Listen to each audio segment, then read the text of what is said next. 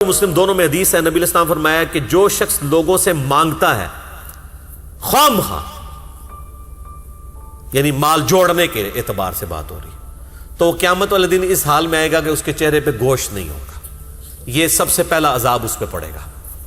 مسلم شریف میں حدیث ہے جو شخص مال بڑھانے کے لیے مانگے تو وہ لوگوں سے انگارے مانگ رہا ہے.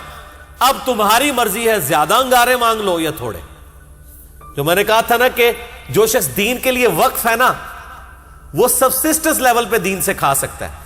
یہاں پہ مسلم شریف کی حدیث میں آگیا نبی علیہ السلام فرمایا کہ جو شخص مال بڑھانے کے لیے مانگ رہا ہے نا وہ دوزخ کی آگ جمع کر رہا ہے. تو یہ مال بڑھانے کے لیے کر رہے ہوتے ہیں نا. 3,000 امام مسجد کی تنخواہ ہے، خطیب کی 10,000 ہے، یا آج کل چلے 25 تک پہنچ چکی ہے، اور گاڑی ہونڈا سیوک رکھی ہے اور ڈرائیور بھی رکھا ہوا ہے. یہ مال بڑھانے کے لیے مانگ رہے ہیں. تو یہ دوزخ کی آگ ہے. یہ گاڑیاں نہیں ہیں، یہ دوزخ کی گاڑی ہیں. تو یہ مسلم شریف کی حدیث گواہ ہے اس بات پہ مال بڑھانے کے لیے مانگنا حرام ہے، سبسسٹنس لیول پہ جائز ہے. پھر مسلم شریف کی ایک حدیث ہے کہ 3 طرح کے لوگوں کو اجازت ہے کہ وہ مانگ سکتے ہیں. نمبر 1، جس کی کوئی ضمانت بھر لے کہ ہاں اس کو آپ ادھار دے دیں، انشاءاللہ جب یہ خوشحال ہوگا تو آپ کو واپس کر دے گا، وہ مانگ سکتا ہے. نمبر 2، جو شخص اتنا آفت کا شکار ہو کہ اس کی ہر چیز ختم ہو جائے. جس طرح بھی یہ بیروت کے اندر دھماکے ہوئے ہیں، لوگوں کے گھر تک اجڑ کے ختم ہو گئے. اب اس طریقے سے کراچی میں کئی بار آپ سنتے ہیں فیکٹری میں آگ لگی، وہ فیکٹری آنرز بھی بالکل زیرو پہ آ جاتے ہیں، ان کے ساتھ ریلیٹڈ لوگ بھی بالکل جو دہاڑی دار ہیں وہ تو بالکل ختم ہو گئے. آفت کا مبتلا ہو جائے، یا کسی نے کوئی زرعی زمین تھی اور وہاں پہ ٹڈی دل کا حملہ ہوا، وہ سب کچھ ہی اجڑ گیا، تو ایسا لوگ بھی سوال کر سکتے ہیں. اور تیسرا فرمایا جس پہ فاقے آ جائے. اور پھر ساتھ آپ علیہ السلام فرمایا اس کے علاوہ جو مانگتا ہے وہ حرام کھاتا ہے. تو علماء تو یہی کر رہے ہیں. 10 اسٹوڈنٹ سامنے بٹھائے ہوئے ہیں اور چندے لے رہے ہیں ہزاروں اسٹوڈنٹس کے برابر. کوئی اکاؤنٹیبلٹی ان کی کر سکتا ہے کہ سر یہ 10 اسٹوڈنٹ ہیں، آپ مہینے کا چندہ ذرا دکھائیں کتنا لیا آپ نے. اور کئی تو وہ جو جمعے کے بعد یہ لوگ بیٹھ کے لوگوں سے لے رہے ہوتے ہیں نا، اس کا تو حساب کوئی نیب بھی نہیں کر سکتی، وہ تو کہیں ریٹن میں بھی نہیں ہوتا.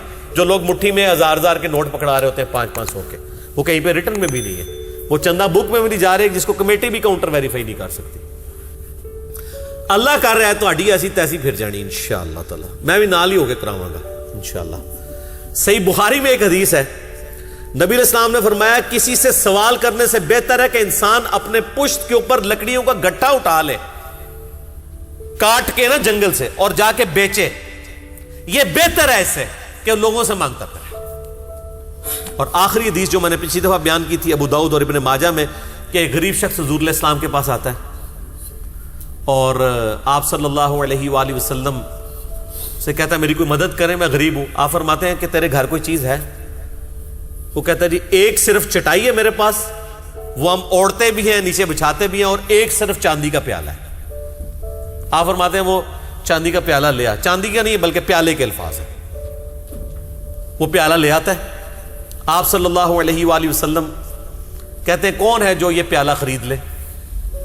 ایک شخص کہتا ہے میں 1 چاندی کے درہم کے عوض خریدتا ہوں. آپ فرماتے ہیں اس سے زیادہ. اب اس کی قیمت تو نہیں تھی حضور کو وہ سپورٹ. دوسرے نے کہا میں 2. آپ نے اس کو دے دیا. اور پھر آپ نے کہا کہ جاؤ 1 درہم سے اپنے گھر میں کھانا ڈلواؤ. یہ وہ واقعہ جو آپ بچپن میں 3ری 4تھی کلاس میں اردو کی کتاب میں پڑھتے رہے ہیں. یہ حدیث ہے ابو داؤد کی. ایک جو ہے وہ درہم سے گھر میں کھانا ڈلواؤ اور 1 درہم سے جا کے نا کلہاڑا لے کے آؤ. اور پھر آپ علیہ السلام نے اپنے مبارک ہاتھوں سے اسے اس میں دستی بھی ڈال کے دی. اور آپ نے فرمایا کہ یہ لے جاؤ کلہاڑا، جنگل میں جا کے لکڑیاں کاٹ کے بیچو، اور 15 دن مجھے اپنی شکل نہیں دکھانی. یہ الفاظ ہیں. کیونکہ یہاں تو لوگ کہتے ہیں میں آج ہی جناب امیر بن جاؤں راتوں رات. کاروبار بھی شروع کرتے ہیں تو کہتے ہیں میں آج ہی کروڑ پتی ہو جاؤں. آپ میں 15 دن مجھے بوتھی بھی نہیں دکھانی اپنی. 15 دن کے بعد وہ آیا تو 10 درہم ہوئے تھے اس کے پاس، وہ لکڑیاں بیچ بیچ کے. تو اس نے گھر والوں کو کپڑے بھی لے کے دیے. پھر نبی علیہ السلام نے اس وقت اسے سمجھایا. آپ نے فرمایا یہ اس سے بہتر تھا کہ تو لوگوں سے مانگتا پھرتا، یہ اس سے بہتر تھا جو میں نے تیرے ساتھ کیا.